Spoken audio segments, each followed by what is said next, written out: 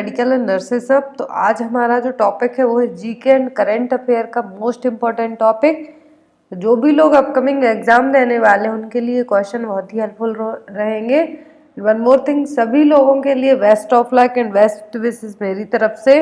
जो भी लोग कल का एग्ज़ाम देने वाले हैं, क्योंकि कल जिनका भी नॉर्सेट के लिए एग्ज़ाम है तो मॉर्निंग और आफ्टरनून 2 शिफ्ट में आपका पेपर होगा। तो जिनका मॉर्निंग में एग्ज़ाम है और आफ्टरनून में एग्ज़ाम है उन सभी के लिए बेस्ट ऑफ लक। आप लोग बिना डरे, बिना किसी झिझक के अपना अच्छे से एग्ज़ाम दीजिए। जो लोग फर्स्ट टाइम और सेकंड टाइम एग्ज़ाम देने वाले हैं बिल्कुल भी ना डरें। जैसे आप अदर एग्ज़ाम देते आए हैं ऐसे ही इस एग्ज़ाम को भी आप क्वालिफाई करें, अच्छे से एग्ज़ाम दें। एंड मोस्ट इम्पॉर्टेंट थिंग कि आज आप लोग अच्छी नींद लें, बिल्कुल भी बिना डरे, क्योंकि यदि आप प्रॉपरली अच्छे से आपकी 5 या 6 घंटे की साउंड स्लीप नहीं होगा तो आपका एग्ज़ाम में भी मन नहीं लगेगा। बट जिनको पढ़ने की आदत है तो वो पढ़ सकते हैं एज यू विश। तो यहाँ पर आज हम करंट अफेयर, जीके एंड जो भी स्पेसिफिक स्कीम्स लॉन्च होती हैं तो वो यहाँ पे क्वेश्चन पढ़ेंगे। और अब आज से, दैट मीन्स आज से ही जो डेली हमारी क्लासेस होती हैं उनमें वीक में एक बार आपके लिए पूरे 1 वीक के जो मोस्ट इम्पॉर्टेंट हमारी नर्सिंग के लिए क्वेश्चन हेल्पफुल रहते हैं वो आपको वीक में एक बार संडे या फिर सैटरडे के दिन एक क्लास लगवाई जाएगी, जिसमें आपके लिए पूरा 1 वीक का करंट अफेयर और जीके रहेगा। जिससे कभी भी अब आपके अपकमिंग टाइम में एग्जाम होंगे तो आपका जीके भी और करंट अफेयर भी साथ में प्रिपेयर होते जाएगा।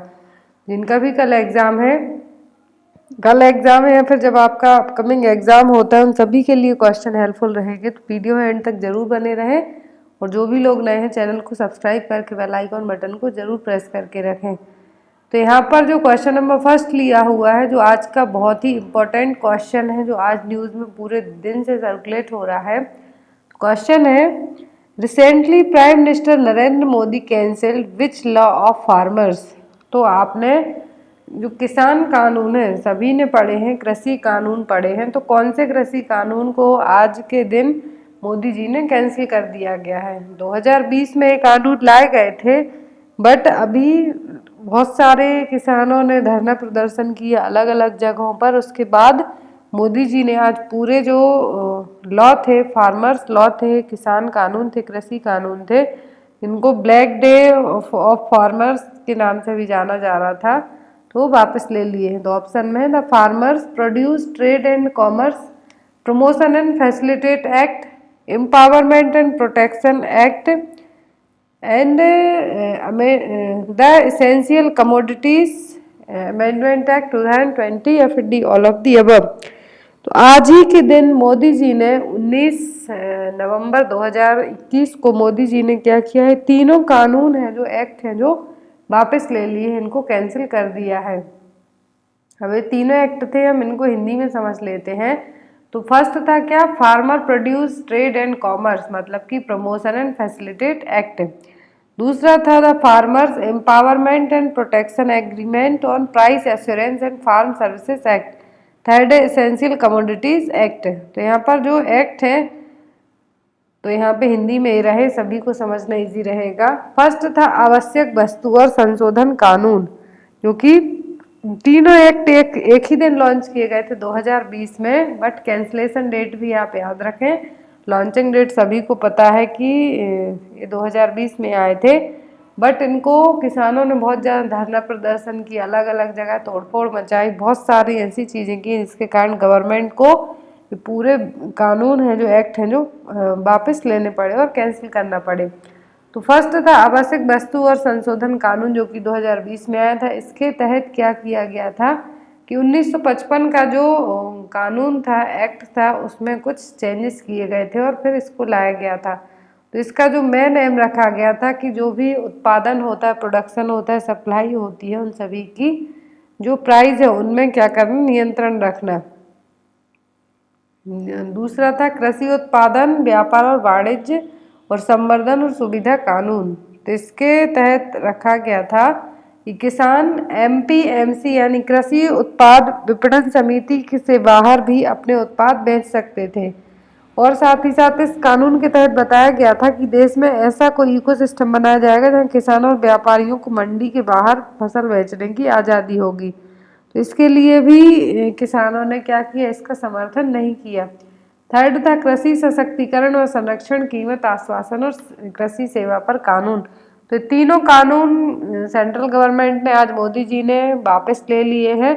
इसके तहत क्या होता कि यदि ये कानून क्या होते, पास होते, तो जो किसान हैं, जितने भी वर्कर्स हैं, किसान हैं, फार्मर्स हैं, उनको नुकसान होता। कैसे? किसानों को लग रहा था कि जो भी बड़े बड़े व्यापारी हैं, प्राइवेटाइजेशन में यदि ये सभी चीज़ें चली जाती हैं तो उनको लॉस होगा। इसीलिए तीनों बिल हैं जो क्या हो गए हैं, आज कैंसिल कर दिए गवर्नमेंट ने।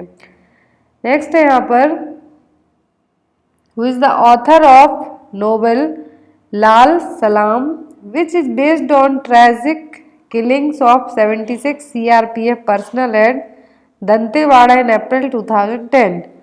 2010 में दंतेवाड़ा में CRPF के 76 जवान क्या हुए थे, मारे गए थे।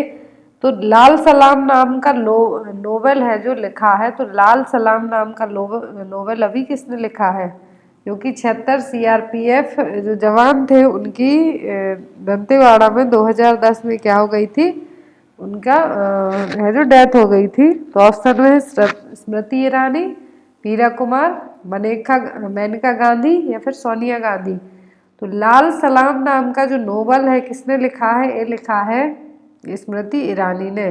इन्होंने जो union minister for women and child development, याद रखें आप, union minister for women and child development किस मिनिस्ट्री की ये है, तो ये स्मृति जुबिन ईरानी। और इन्होंने अपना पहला नोवेल कौन सा लिखा है, तो इनका जो पहला नोवेल है वो है लाल सलाम, जो कि दंतेवाड़ा में 76 CRPF जवानों की डेथ हुई थी, उसके ऊपर इन्होंने इसको लिखा है। नोवेल का नाम क्या है, लाल सलाम। Next is in image you can see what is the name of that place. इस टाइप की इमेज आपको एग्जाम में रखी हुई मिलेंगी। हो सकता है किसी पर्सनालिटी, किसी पर्सन की हो, या फिर कोई फेमस जगह की इमेज हो, उसका नाम पूछा जाएगा, या फिर कहाँ पर है पूछा जा सकता है। तो यहाँ पर जो इमेज दी हुई है आपको बताना है कि ये क्या है। हुमायूं टॉम मतलब कि हुमायूं का मकबरा, जहांगीर टॉम, अकबर टॉम या फिर रेड फोर्ट। तो यहाँ पर जो इमेज दिख रही है इसका नाम क्या है, तो ये हुमायूं का मकबरा, जो कि कहाँ पर है, दिल्ली में। हो सकता है आपको हुमायूं का मकबरा की जगह जहांगीर का मकबरा पूछ लें या फिर कोई अदर जगह पूछ लें। तो यहाँ पर कुछ वर्ल्ड हेरिटेज साइट लिखी हुई है, इनके नाम, जो आपको एग्जाम में आ सकती हैं। तो एक तो अजंता केव, सबसे ज़्यादा एग्जाम में आता है, अजंता एलोरा की गुफाएं। माउंटेन्स एट हम्पी, तो ये कर्नाटक में है। हुमायूं टॉम दिल्ली में है। सन टेम्पल सूर्य मंदिर कहाँ पर है, कोणार्क उड़ीसा में। Manas wild life sanctuary Fatehpur Sikri. Khajuraho monuments exam में इसकी इमेज दे के पूछा जाता है कि ये कहाँ पर है। बुद्धिज्म माउंटेन, जिसको सांची का स्तूप भी कहा जाता है, भोपाल के पास है। फिर नालंदा। छत्रपति शिवाजी टर्मिनस, तो ये मुंबई में है। आगरा का किला कहाँ पर है, उत्तर प्रदेश में। महाबोधि टेम्पल कहाँ पर है, बिहार में। तो यहाँ पर कुछ एग्जाम्पल के तौर पर इमेज दी हुई है। हो सकता है आपको कोई अदर जगह की जो फेमस वर्ल्ड हेरिटेज साइट है वहाँ की इमेज दे के पूछा जाए कि ये कहाँ पर है, यहाँ पर इसका नाम क्या है, किसने बनवाई है। तो इस टाइप से आपको एग्जाम में क्वेश्चन आ सकते हैं। नेक्स्ट है यहाँ पर, India's first food museum has been launched in which state.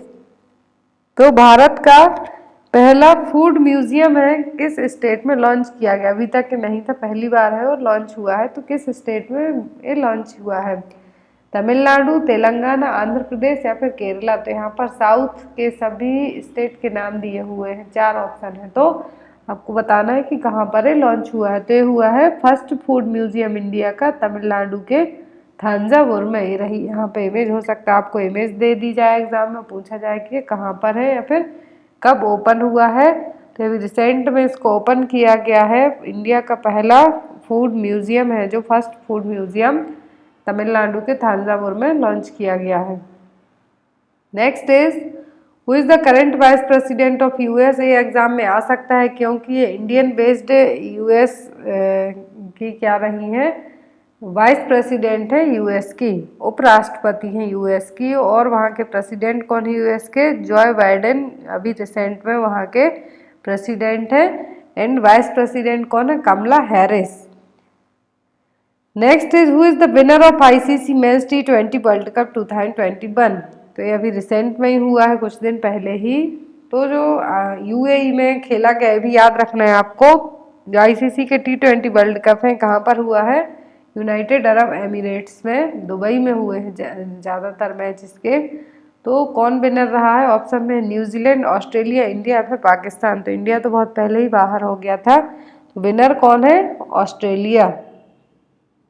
Next is which country will host the next 2024 Olympic games? तो आपको ये याद रखना है, ओलंपिक गेम्स से क्वेश्चन आ सकते हैं। भारत की तरफ से गोल्ड मेडल किसने जीता है? नीरज चोपड़ा ने, जेवलिन में। तो यहाँ पर जो 2024 में अब नेक्स्ट ओलंपिक गेम्स होंगे, तो एवरी 4 ईयर, हर 4 साल में ओलंपिक गेम्स है जो ऑर्गेनाइज होते हैं। तो अभी जो 2021 में हुआ है, 2020 का था बट कोविड के कारण डिले हो गया। तो ये कहाँ पर हुआ था? हुआ था जापान के टोक्यो शहर में। अब जो नेक्स्ट होगा वो कहाँ पर होगा 2024 का ओलंपिक गेम्स? ऑप्शन में जापान, पेरिस, लॉस एंजल्स या फिर इंडिया। तो 2024 का ओलंपिक गेम होगा, ये कहाँ पर होगा? पेरिस में कंडक्ट करवाया जाएगा। कहाँ पर होगा? पेरिस में। जो 2021 का हुआ है, ये एक्चुअल में 2020 का था बट कोविड के कारण डिले रहा है। तो ये कहाँ पर हुआ? जापान के टोक्यो शहर में। इसको टोक्यो ओलंपिक नाम दिया गया, और इसमें भारत की तरफ से नीरज चोपड़ा ने क्या जेवलिन में क्या जीता है? गोल्ड मेडल जीता है। एंड यहाँ पर जो नेक्स्ट होगा तो ये कहाँ पर होगा? पेरिस में। और आफ्टर दैट पेरिस 2024 में ओलंपिक गेम्स कहाँ पर होंगे? पेरिस में। और फिर उसके चौथे साल बाद, मतलब कि 2028 में कहाँ पर होगा? यूएस के लॉस एंजल्स शहर में। अब हम बात करते हैं कि जो ओलंपिक्स की रिंग होती है, यहाँ पर जो 5 रिंग होती है ओलंपिक गेम्स में, जो आपने लोगो देखा है, तो इसमें 5 रिंग होती हैं। ये किन देशों को रिप्रेजेंट करेंगे या फिर इसका मतलब क्या होता है? तो इसमें जो ब्लू कलर की रिंग होती है यूरोपीय जो कंट्री होती है उनके लिए है। ब्लैक कलर की रिंग है अफ्रीकन देशों के लिए। ग्रीन कलर की रिंग है ऑस्ट्रेलिया के लिए। अमेरिका के लिए रेड रिंग है, जो एशियन कंट्री है उनके लिए येलो कलर की रिंग है जो रिप्रेजेंट करती है। तो यहाँ पर रिंग में जो सर्किल होते हैं, जो ओलंपिक का लोगो होता है, इसमें जो सर्किल होते हैं, तो इस रिंग में अलग अलग कंट्रीज को क्या किया जाता है? रिप्रेजेंट किया जाता है। तो यहाँ पर आपको याद रखना, हो सकता है आपको पूछ लें कि जो ओलंपिक रिंग में रेड कलर है किस कंट्री के लिए है या फिर किस एरिया के लिए है? तो ये अमेरिका के लिए, ग्रीन ऑस्ट्रेलिया के लिए, येलो एशियन देशों के लिए, अफ्रीकन देशों के लिए ब्लैक, और यूरोपियन के लिए blue. Next is who has become the second independent chairman of the international cricket council? तो दूसरा इंडिपेंडेंट चेयरमैन कौन है आईसीसी का, इंडियन क्रिकेट का, इंटरनेशनल क्रिकेट काउंसिल का? ऑप्शन में मनु सहवाग, ग्रेग बार्कले, इमरान ख्वाजा या फिर राहुल द्रविड़। तो यहाँ पर जो independent chairman, second independent chairman होंगे आईसीसी के, इंटरनेशनल क्रिकेट काउंसिल के, वो कौन है? Greg Barclay. कौन है? Greg Barclay. तो यहाँ पर आज के लिए इतने ही एमसीक्यूज। और अब जिन भी लोगों का अब अपकमिंग टाइम में व्यापम और सीएचओ का पेपर, उनकी क्लासेस कल से स्टार्ट कर दी जाएंगी।